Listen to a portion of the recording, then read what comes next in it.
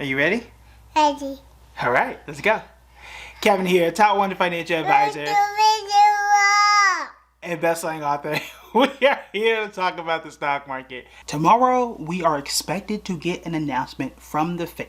Okay, and that announcement is that they are going to raise interest rates by 0.25%, also known as 25 basis points. And this is an expectation.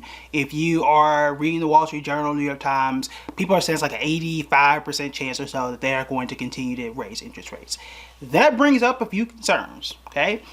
First, let's ask, why are they raising interest rates anyway? Remember, this is all due to inflation. The only tool that the Fed has is to raise interest rates to stop people like me, you, and other companies from buying stuff. They want us to slow down. That is the entire point of this.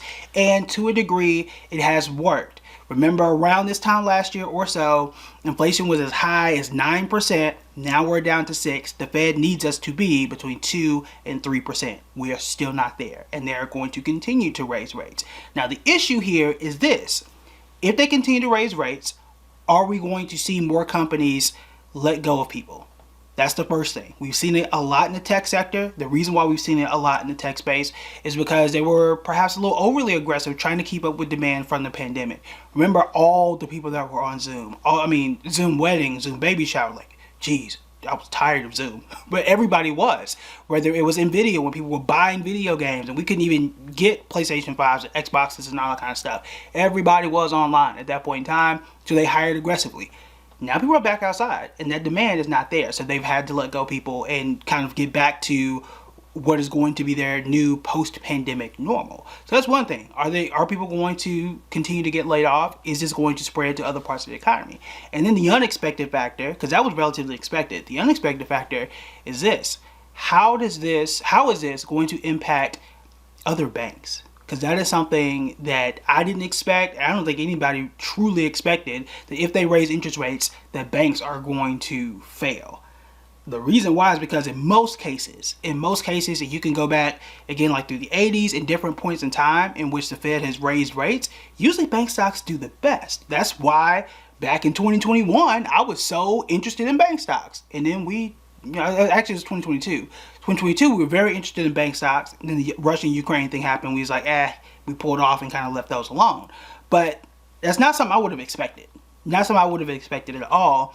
And that is primarily due to the tech sector and banking both being interrelated in some cases. For example, SBV, they were Silicon Valley Bank. Like everybody in Silicon Valley, which includes the headquarters of Google, Facebook, not necessarily Microsoft per se, because they're in Seattle. But a lot of that tech sector, all banking in the same spot. When that industry struggles and you're raising interest rates, that kind of implodes the bank. So that is one reason, one of the reasons, which we talked about before, as to why that occurred. But if we continue to raise rates, what else could happen? Because we saw in Europe, and I haven't done a video on this. If y'all want me to do one, I can. But UBS, one of the largest banks in Switzerland, bought, or is trying to buy right now, Credit Suisse, another bank in Switzerland. And that bank was near implosion. They had to borrow billions of dollars and say, look, we need somebody to come save us. Just buy us, save us, and we can keep the economy going. And they also raised interest rates.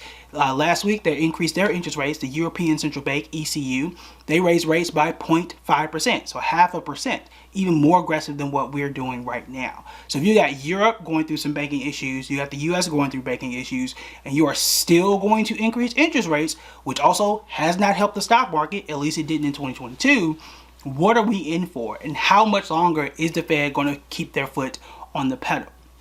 It puts them in a really tough spot, to be honest with you, because you're still at 6%, right? You don't like these increased prices, and I don't either. And they have to do something. It's the only thing they can do, unless Congress gives a whole bunch of money for people to build more plants, or they put price caps on things and stop companies from charging so much, even though they don't have to. Because there have been a lot of companies that are wildly profitable and are charging way more than what they should or what they used to as well. So there's that as well. So that's the only thing that the Fed can do, though. They can't pass laws. They can't put price caps. They can only increase interest rates. It's the only button they got, and they have been pushing it. So we want to pay attention to what happens tomorrow. There's a chance they won't raise interest rates, but I highly, highly doubt it.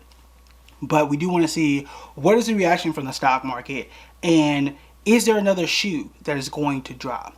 For investors, We've already talked about, like, I don't really think that, I'm not excited about banks. I wouldn't be investing in banks.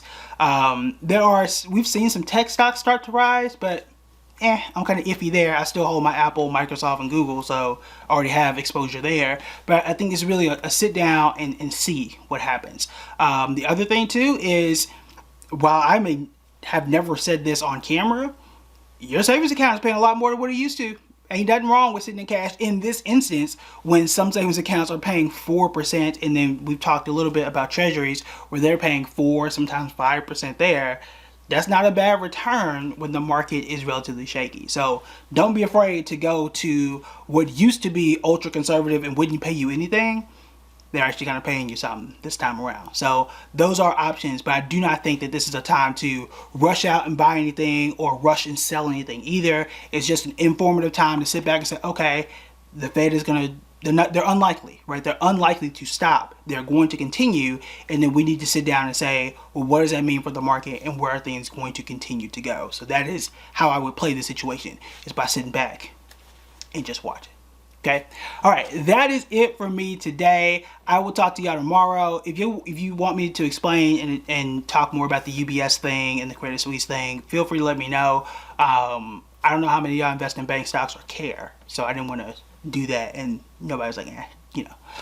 So I want to do stuff that's relevant and helpful for y'all. So if y'all have any other topics or things you want me to cover, feel free to put that in the comments below. Also, you know what to do. Make sure you check out the members only. I just went over an options trade that I did last week that was relatively profitable, and just kind of broke down like what it is, how it worked, and also discussed the benefits and the risk of it as well. Very transparent on how everything works. So feel free to check that out. It's inside the members only. It's $10 a month, and we drop exclusive videos each and every week. All right, that is it for me. I'll talk to you later. Bye.